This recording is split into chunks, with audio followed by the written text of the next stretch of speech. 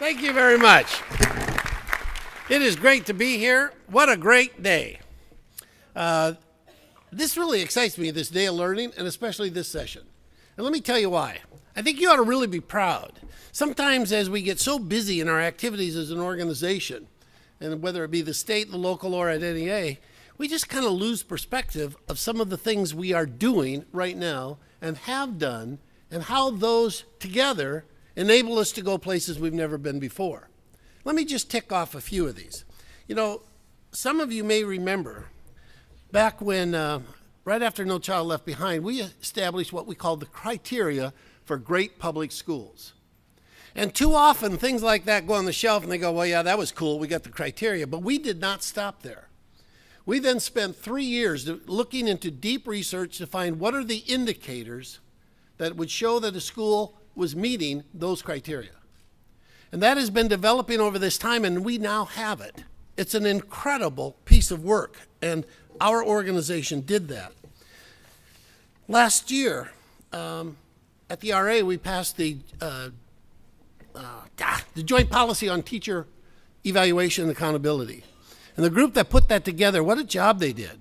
And we debated that, and I love the debate on the floor. It was the kind of debate we ought to have about how we as professionals should be accountable and responsible. Meanwhile, the PSP committee has been working and doing all kinds of good work. And too often, again, those charges, the reports, get set aside, but instead we brought those back into the fold and said, what have we been doing? The NEA Foundation has been sponsoring local association to do work on closing the gaps, and created an institute for local association leaders who want to get more into innovation, to make a difference for what's happening to students. And then we started our Priority Schools campaign. I mean, wow. What it says is, as a union, as a professional organization, when a school is not working for kids, we are going to determine collaboratively with all of the adults in that school to say, what do we believe needs to be done to change what's happening to those kids? Then in just the last 2 years, one of them was kind of an inspiration of mine when I went to the first Education Nation, sponsored by NBC. And I attended the teacher forum. I was looking forward to it. And what I found was that when they had a teacher forum, what that meant is they had teachers in the audience, but none on stage. I said, no, this is backwards. You ought to have the teachers on stage and let anybody and everybody come in that room and ask them questions. So we formed our commission. And we had over 225 people who were nominated. Teachers of the Year, nationally board certified, leaders in the content areas. What an array of talent on those sheets. And we put that group together. What a job they did. From a teacher's point of view, and you know what I like best, is they had an advisory group. All those poobahs who like to give the answers, they could advise them, but the teachers got to write the report. It was their commission. Following that commission, NEA responded, and we called it the 3-point plan. And it was NEA saying, gosh, here's this report. What are we going to do with that? What is our response? And then we had a committee that was, I think, one of the most amazing groups of people I've ever seen work. And the way they were selected was really by what they were doing. So all of those groups I mentioned, we had representatives from the commission.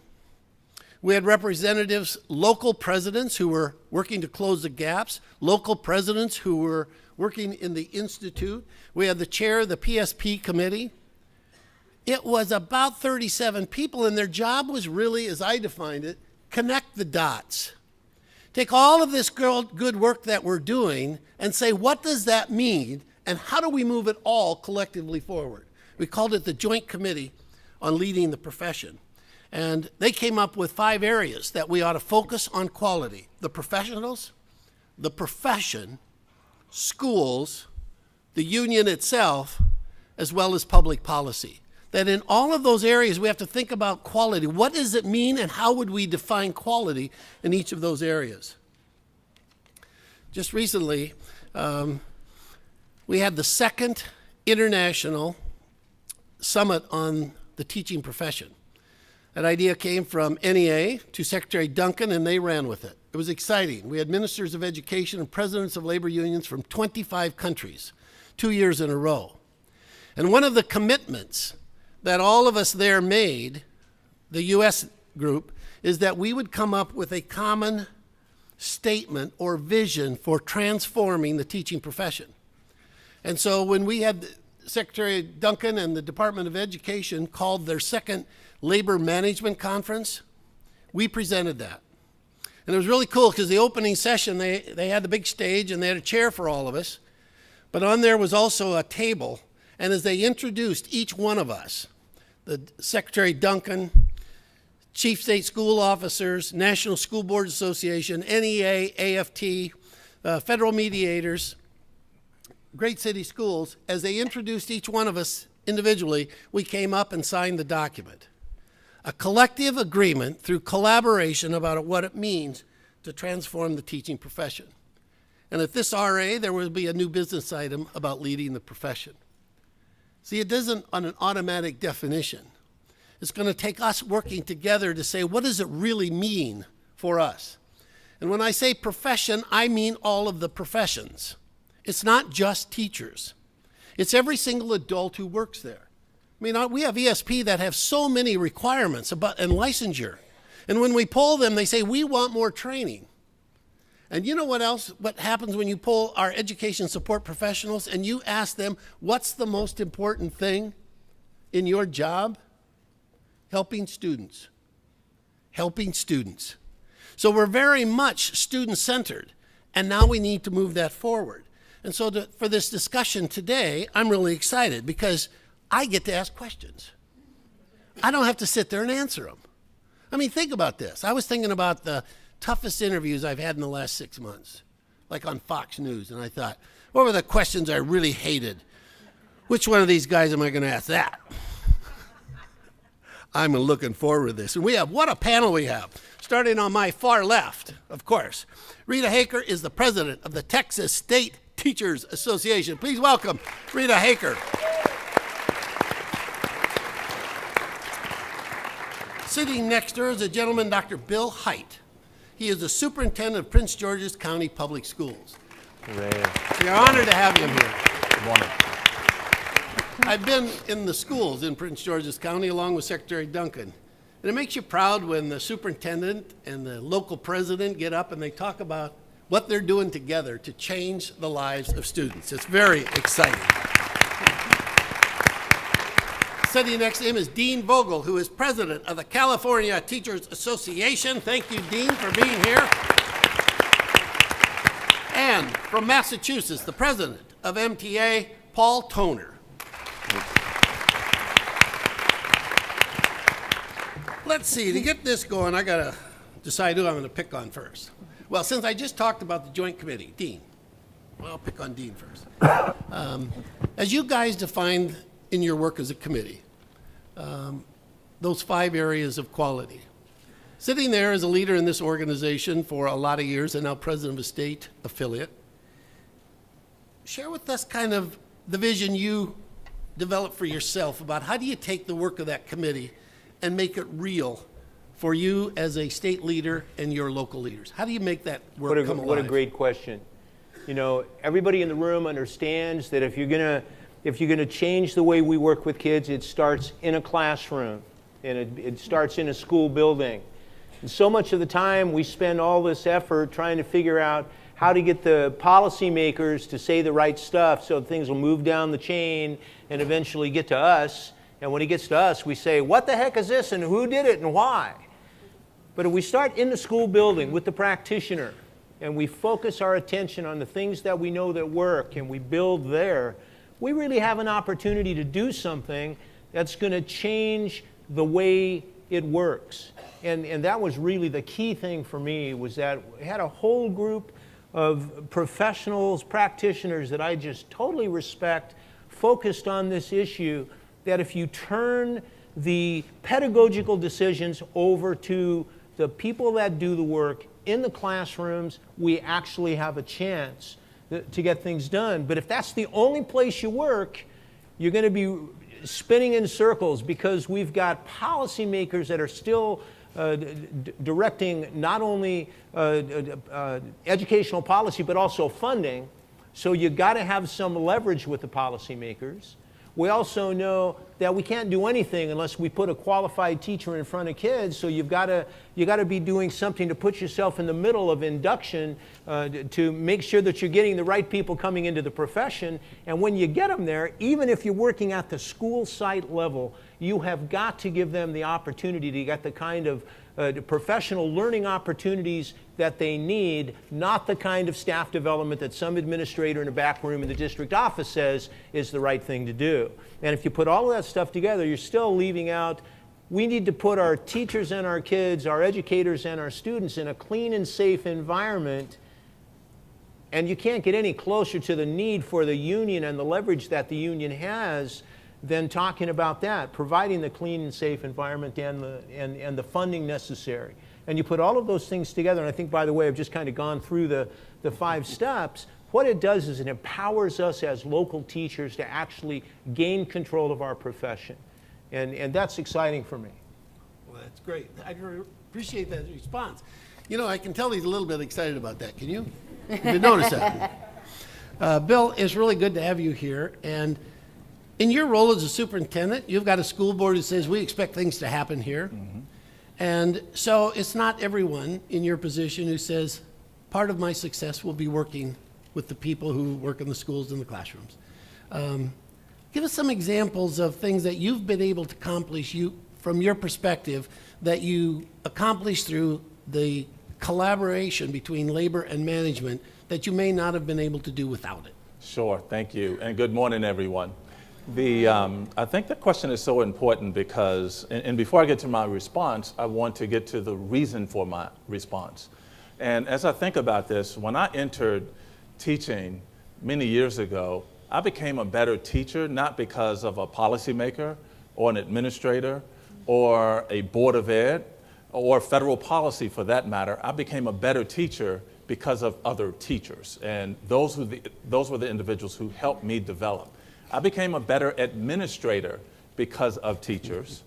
And I think I'm still working on becoming a better superintendent because of the input that we get from teachers. So I have a belief structure that in order to impact individuals who are working with children, you have to have voice and involvement from those same individuals on everything that we do. And so I'll give you a couple of examples. The first was one of the reasons you visited with Ani Duncan. Dennis, we had, just like many of you, the whole notion of school turnaround. And while I have a lot to say in another forum about just that whole notion, but one of the things I think that was important that we did first was that we brought multiple individuals into the conversation about that. And so teachers were very much a part of the conversation for how we design the turnaround strategy. Additionally, we were lucky enough several years ago to receive a teacher incentive fund grant. And that was really the first time that I saw a level of collaboration from our Teachers Association. Those individuals helped construct a new evaluation model. Why? Because they didn't feel like the current evaluation model provided them with any type of good and wholesome feedback. And so they wanted to actually have a different type of structure.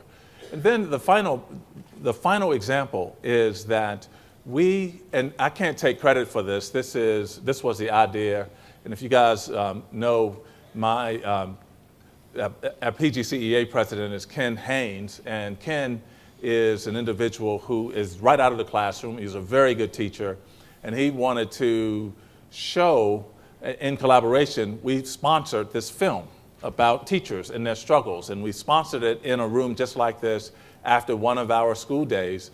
And what was interesting was a lot of people were frustrated from the film. They were saying, why did you show us that film? I mean, there were some others that would have been actually more encouraging, but it was The American Teacher. And we showed that film to all of our teachers, and we did it together. And then at the end, Ken and I actually sat for questions. and sat for just kind of feedback. And this was at the same time when 3 years in a row we've cut in excess in my county of $100 million. We've eliminated jobs, we've furloughed, just like many of the other districts around the country. And I'll never forget it. It was one teacher who came up and said to both of us, ask us, involve us, talk to us. And as a result of that, we began a series of what we call teacher focus groups, where it wasn't us talking with teachers or like what you described at the Education Nation. We brought teachers in and we sent out just a mass invitation. We brought teachers in during the school day. We gave them lunch, of course, and we had them in a facilitated conversation talk to each other. And they were in the fishbowl. Outside the fishbowl were all of the individuals from my senior team and all of the leaders from PGCEA. We didn't say a word. We just wanted them to talk to each other as if we were not in the room, and we got some of the most terrific feedback from them in terms of what we were supposed to do. So I think that those are some brief examples of how we have been collaborating to do this. But as I want to go back to my opening, I think that the school is a unit of change, and the reason I think that is because the most important interaction is between teachers and students. And everything we do has to be focused on that interaction. And so that's kind of how we have like a guiding belief structure in Prince George's County. And what's nice is now it's beginning to trickle through multiple groups. Are we perfect? By no means. But are we committed to continue working on it? Absolutely. Excellent. So how many of a superintendent would give that same answer? How many? Okay, we got, thank goodness. If I wouldn't have gotten any hands, I would have been really disappointed. One of the things that Bill mentioned was about evaluation. Paul, I'm going to pick on you next. No, I'm not picking on him. I'm going to involve him next. I'm going to engage you next, Paul. One of the toughest things is in the last couple of years where through both federal programs and state, they've had to redo evaluation.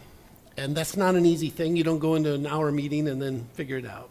What are the lessons you've learned? Because MTA has stepped out in this. What are the lessons you've learned about getting rid of an evaluation system that nobody wants and not going to one that nobody wants? Sure, Dennis.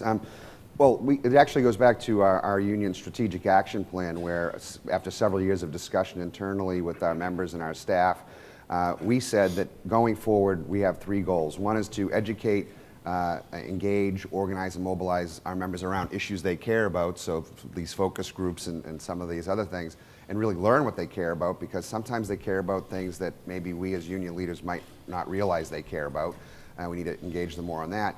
And the second big goal is for us to be the voice of education and the profession. The third goal is for the union itself to create the systems to make those other two goals happen. With that in mind, and having just had the board vote on our strategic action plan a few years ago, the first big test was race to the top. Do we get involved in this discussion? Do we participate in it or not? And my predecessor, Ann Wass, and I, with our board of directors, decided, we need to be at the table, we need to be part of the discussion. This discussion is going to happen whether we want to have it or not.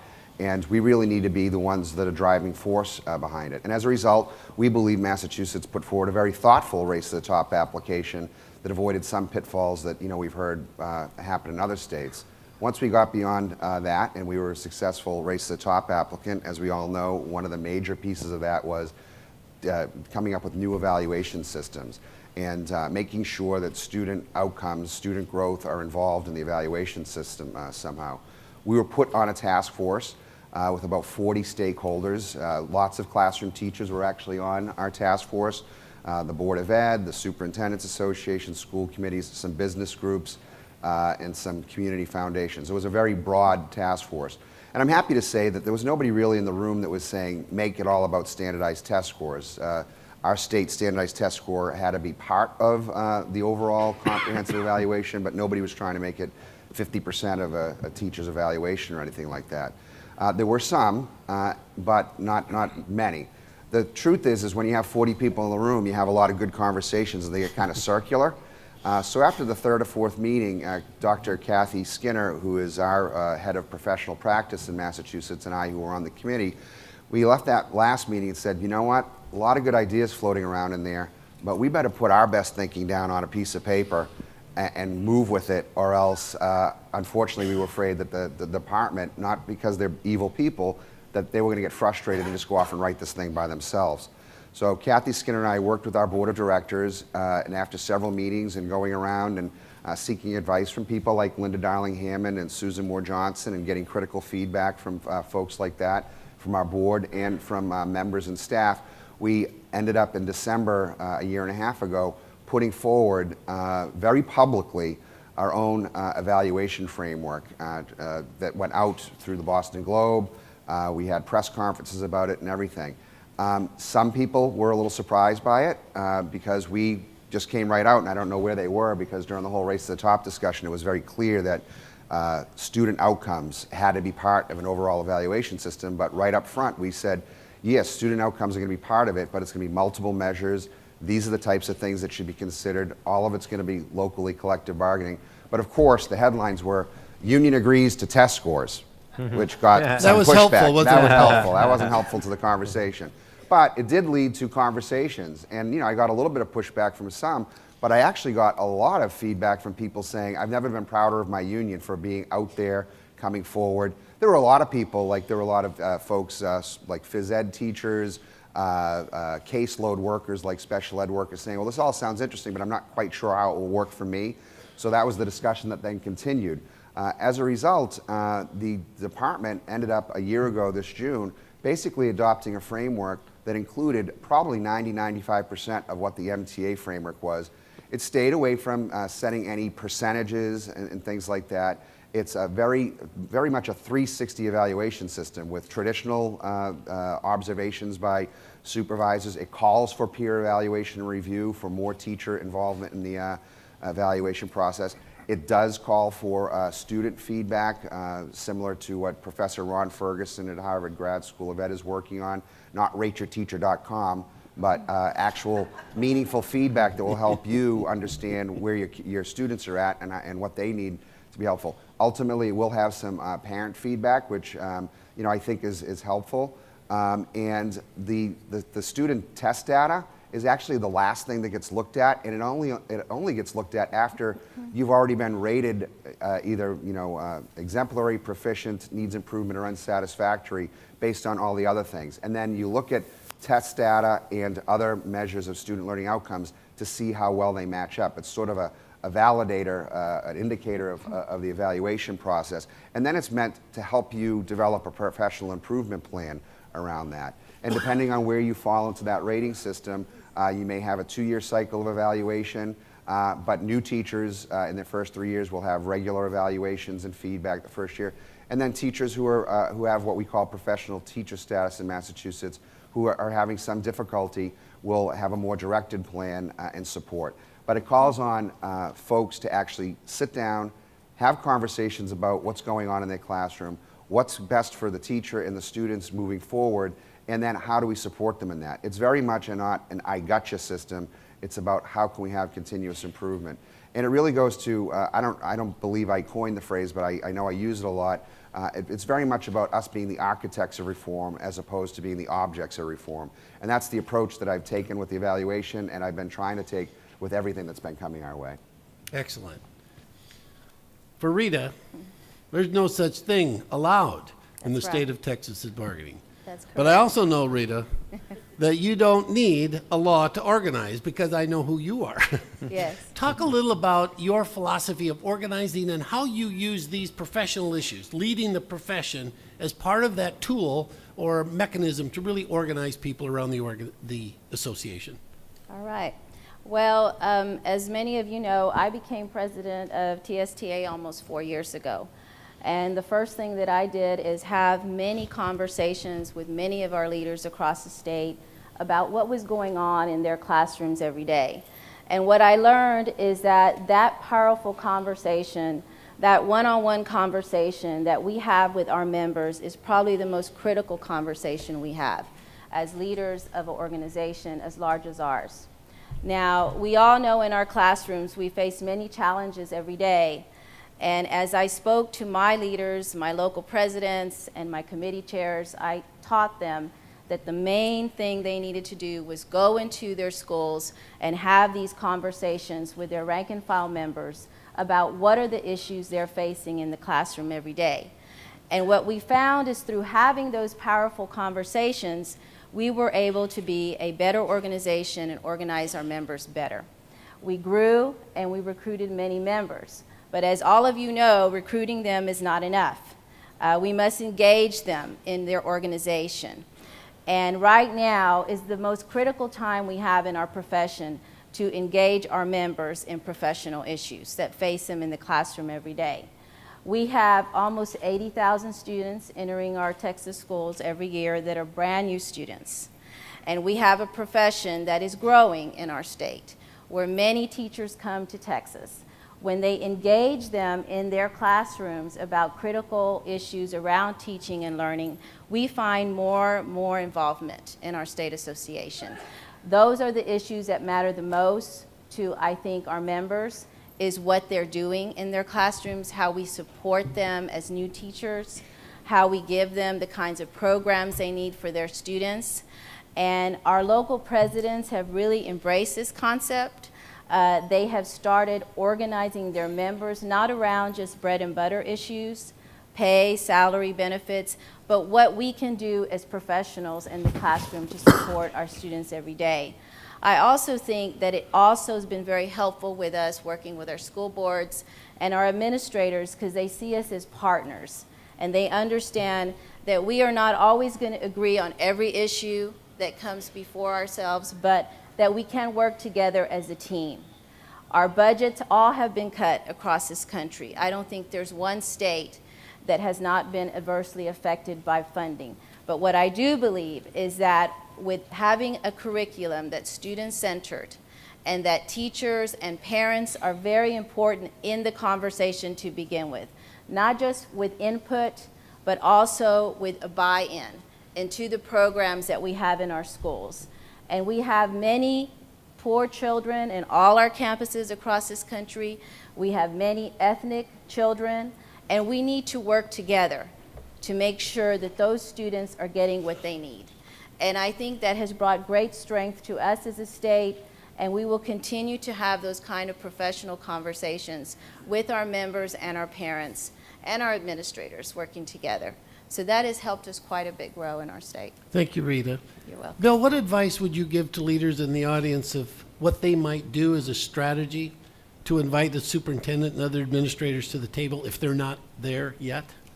Yeah, so the first thing that I would suggest is that if in fact there is leadership that is interested in the level of engagement and collaboration. I mean, so first, I want to qualify that because the partnership is not just having the name represented as a part of the group or inviting an individual to a meeting. The partnership is really the conversations that we've heard about while we've talked on this panel. So there are several ways. Individuals in Prince George's County just send me stuff directly. So they said, here's an idea, or have you thought about this, or are you nuts? Or, I mean, so it is, so we're able to engage directly with it. We've set up communication structures.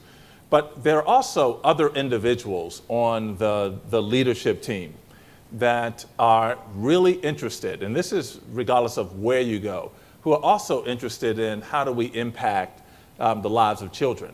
And they're really interested in how do we provide teachers with the time to reflect, how do we provide teachers with the time to come together and really examine data and look at best practice and so forth and so on. So figuring out who those individuals are and begin to invite them into those conversations, because then those individuals will then also be instrumental in getting a superintendent or chief academic officer or someone else in senior leadership to that table. The other thing is, the other example that comes to mind is there things that within your organizations you can do?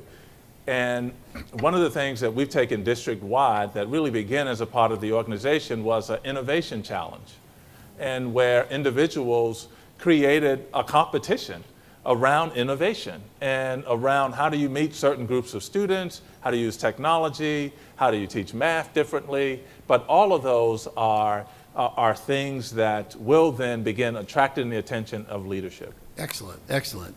Dean, Rita talked about engaging members, and you're from a very large state. How do you do that? How do you get everyday classroom teachers to have a conversation? What do you do? It's such an incredible question. Here's something that we know when we walk into a building, and you people know this as well as anybody. When you ask educators, what do you need? The very first thing they talk about, and you've heard it across the panel, is help with the weight of the practice, with the weight of the work. Because every time we turn around, we got more and more to do with less and less. That's kind of the nature of the environment we're in. So one of the first things we did was we realized that the instructional leaders, like when you walk into a building, there are certain people that other folks just typically look to first. And it's not because they're the building rep or the union president or the department chair. It's because they're the go-to people. That's right. When Bill was talking about how he learned about being a teacher, it was from another teacher. So one of the things we did in California is we started this series of think tanks, teacher think tanks, and we started with National Board Certified teachers, and then we went to Stanford, and Paul mentioned Linda Darling-Hammond. We worked with Linda and the Accomplished Teacher program there. California Accomplished Teachers, or Accomplished Act, and started inviting these people to conversations. And what we put out was no agenda, no union talk, no ask to get you involved in working on something other than giving you an opportunity to talk about the practice. And our idea was to set up one of these. And we did have one. It was before I was president, but I was a newly elected president. And so the hook was you can sit around a table with the new president and give him the what for, tell him what needs to happen. And we got about 7 or 8 of them. Anthony Cody actually helped us bring a group of people together. And out of that first conversation, we now have about 10 or 12 of these think tanks happening throughout the state. And the people are coming together every 4, 5, 6 weeks. And their only focus is talk about the practice. And what's happening is they're feeling so energized by this opportunity to just actually tell the truth about what they're doing. The caveat we had was no fair coming to rag on the awful stuff that's happening. It's got to be strength-based. You've got to talk about what you're doing that's working. And what we're learning is that the innovation that's living in the classrooms and the stuff that's starting to take root is living all over the place, not just in the urbans, but everywhere all over the state. And another thing that we learned is these teachers are going back to their buildings and they're talking about it with their peers. Think about it. When we get to a building, remember I taught kindergarten for 10 years. And so kindergarten guys, we're kind of isolated over in the kindergarten building on our own schedule and we only talk to each other. But then I noticed when I moved to 4th grade, I was all of a sudden sitting at lunch with other people and we're having engagements. And we all have 2 or 3 people that we just kind of go to. Well, these teachers in these think tanks now are going back to their buildings and having these conversations with the other folks, and they're saying, how do I get in this? And they're actually saying, we can do that here. And it gets back to what Rita was talking about. People are starting to find out that the real power in this whole movement about, what did you say, being the architect of reform, the real power there is us. We're the people that the folks in the community trust with their kids. We're the people that the community's asking, what are we going to do? And we're not having the kinds of essential conversations we need to have to actually tell our communities this is where we're headed, because when we do that, they stand with us. And that's one of the things we're doing in California. That it's so exciting, that answer, because there was one thing I was going to talk about in the opening and I didn't. And now I am compelled to, because Dean's making me, because of his answer. Dean talked about the examples that are happening everywhere. It's happening in classrooms, it's happening in this school or that school. And the thing is that everybody thinks they're all alone. So one of the things we want to do as we move in as part of leading this profession is to create a network. I'll tell you a funny thing. You know, I'm a math teacher. I'm not really good at this PR stuff. So I said, let's call it the Coalition of the Willing. Somebody said, Dennis, the acronym is COW. I said, okay. Let's come up with a new name. It's now the Network of the Willing. Now. But it's, I learn, I grow, But what's so exciting is what Rita and Dean were both saying about the need for people to come together and to talk. We've got to create that. And it's not just with people inside the organization, but outside, to create ways to connect people who feel alone, that no one else is doing what they're doing, find a way to connect them. Like, I'm going to throw a question to somebody in the audience because I see her there. Rhonda Johnson is the president of the Columbus Education Association, and it was mentioned earlier about peer assistance and review.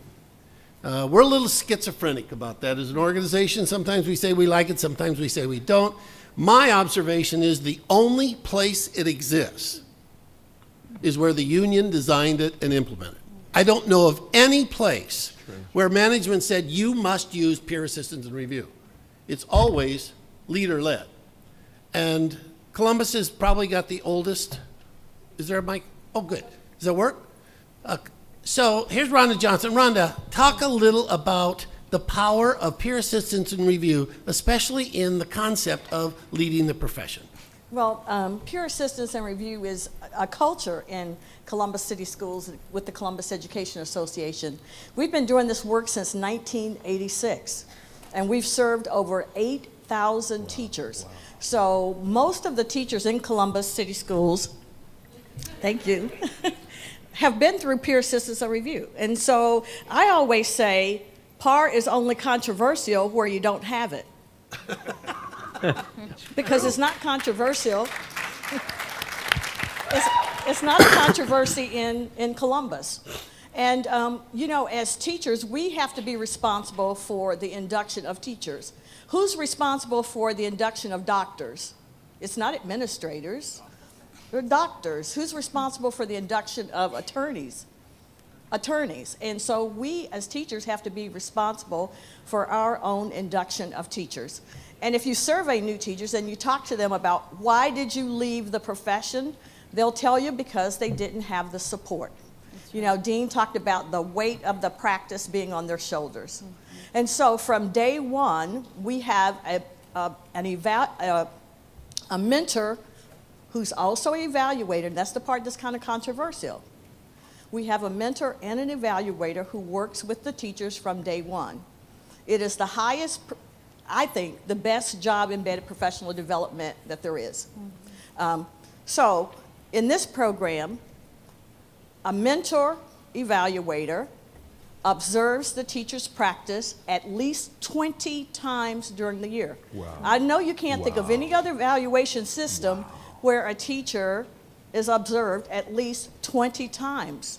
And then on top of just the observation, there's also feedback that they receive from their peer evaluator on a regular basis, so about every couple of times. So there's at least 10 formal conversations with the mentors, but then, you know, since we have like, you know, text messaging and emails and all of that kind of thing, so, you know, they're in constant contact. And so we have a higher retention rate than most of the other urban districts because they get this year-long support. And so I know what Dennis is going to ask me, well, would you ever give it up? Absolutely not. And we've had budget cuts in the state of Ohio in Columbus City Schools, millions and millions of dollars, hundreds of millions of dollars in Columbus cut. And the peer assistance and review program has never been on the chopping block. Amazing. Wow. Commitment and a culture. That's an answer. Quick question, Paul. You've been working in this actually quite a while, starting when you were president in Cambridge and now in your role as vice president of MTA. 5 years from now, what do you see about the organization leading the profession? Well, here's a new phrase that I've come up with just in the past few days is, I don't think we can lead by saying no. If we're going to lead the profession, we can say no to some of the bad ideas out there, but we have to have an alternative. And we really need to be putting our best ideas out there and moving forward with them. I also think we can't lead the profession by only talking to like-minded individuals, because then we just get into our own echo chamber and everybody agrees with one another, but there's a whole other world out there, 90% of the world, that has different ideas, and we really have to be engaging everybody. There are some people we don't like their views or their opinions, but we really have to be out there talking with them so they better understand us. We might not get to agreement, but at least they'll understand why we take the positions we take. And I just think that we, the NEA, we, our state affiliates, and our locals have to do a much better job of getting outside of our comfort zone, meeting with people who are not necessarily the people we traditionally meet with, but engaging them and having these conversations and building support for our positions. And I think it's completely possible. I think there's been an awful lot of trying to do reform through the op-ed pages and letters to the editor rather than actually sitting down and having a cup of coffee. I drink a lot of coffee with a lot of people back home. And, you know, and I try to establish relationships, you know. In Massachusetts, we just went through an issue with Stand for Children around a ballot initiative, and we believe that we've been successful in beating off a really bad ballot initiative because for the past 6 years at the state level, my predecessor, myself, and my new vice president, Tim Sullivan, have established relationships with all the key education policy people and people in the legislature to show that MTA is actually leading the profession. We don't need people coming in and forcing things upon us. And as a result, we think we found a much better solution to this issue than what was trying to be forced upon us. So I think, and truthfully, I wish it never happened, and I wish we had been out there putting our idea forward first, rather than having it look like somebody else is making us do something. And I think we have to have those conversations. And with the evaluation framework, we said, what kind of evaluation, if we were scrapping everything, which essentially is what we did, do we as teachers want to have it as an evaluation system? So I hope that, you know, people will go back and look at the issues in their state. And in fact, I hope you won't wait for issues to be delivered to you by some outside organization. But actually, we all know what we're dealing with. We know the hot button issues that we have to face.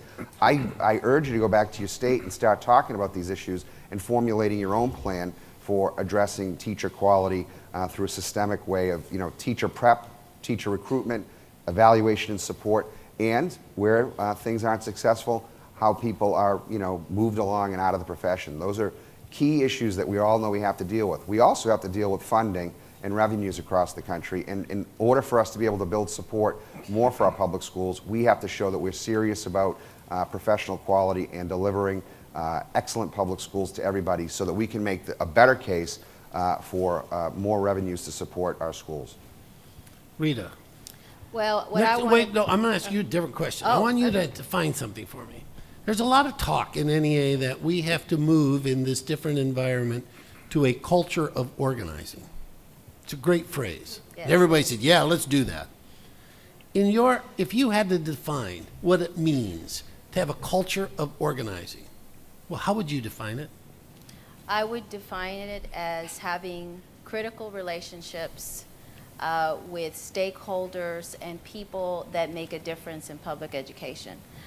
For us as teachers and ESPs and administrators or whoever our membership is, if we don't have relationships with those individuals that can make a difference in our students' lives, we're pretty much done for.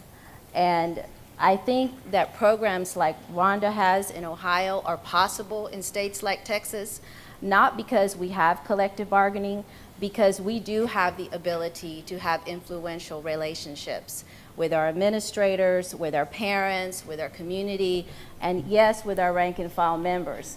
And so many times as leaders, we believe we know what's best for our members because we've been there.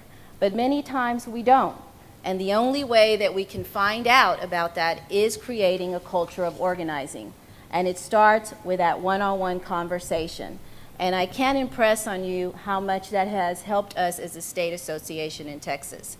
That is my first lesson that I give all my local presidents is these critical one-on-one conversations. It has made a wealth of difference in their work, what they do every day with their ARs, with their local leaders, and the conversations change. And sometimes they're difficult ones, and sometimes they're crucial ones. But if we quit having those, we will never build the culture of organizing in our state or with our community or with our leaders.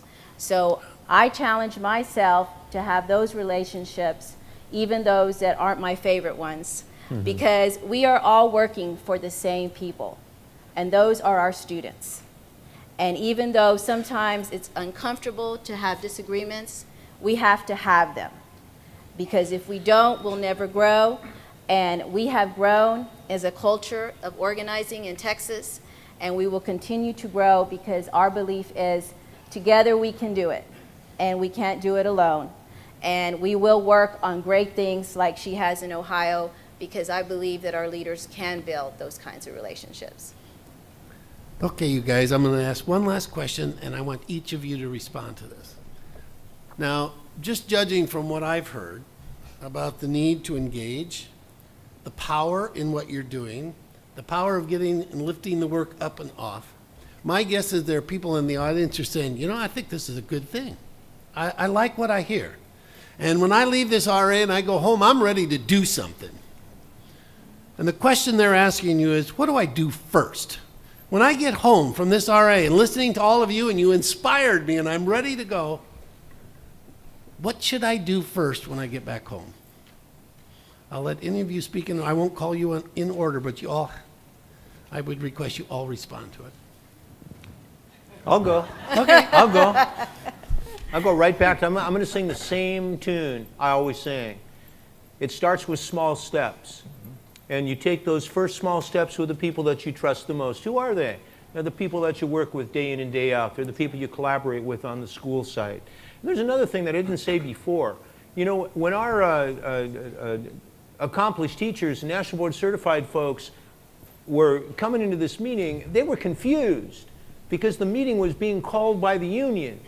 The union doesn't do that stuff, you know, and these folks were people that were typically, you know, looking at the union like this, like, I want to be a teacher. I don't want to be in the union, okay?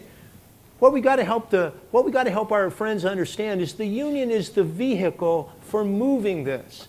And we got to start these conversations in two places. We got to start with the people that we trust and respect in the building, pedagogically, the folks that are helping us with practice. But we have also got to engage our building reps, our ARs, and we got to help them understand that we can work together to do this. And the thing is, in the school buildings where that's really what's happening, you're seeing things move. And in the districts where the people are engaging the union initially, because I'll tell you what, it doesn't matter whether you're a local chapter president or a statewide president, what you want is you want to know what's living in the members. And when you get a critical mass in a school building talking about this stuff, I'm going to tell you what, local union leadership is going to start paying real close attention. Because what the union's really got to be about is building the needs of the membership and responding to the needs of the membership, and the members know what they need. And the vehicle for moving it is to start small steps, small conversations. We've all talked about it. Yeah. That's just kind of the exclamation point. All right, Bill. Yeah, I couldn't agree more, and I think that it's been said already. And I think some of the first things that happen when everyone goes back is to think about that thing that will then create a reaction. And that thing around innovation, that thing around a conversation, that thing around a new approach. And here's why I think that's so important. Because we educators have been in a posture of just reacting over the past several years. And it's time for individuals to react to the ideas that we have. And I think that when we come together and create those types of ideas, we want individuals responding to those innovations, those practices, and those beliefs. I agree with both what Dean and Bill have said.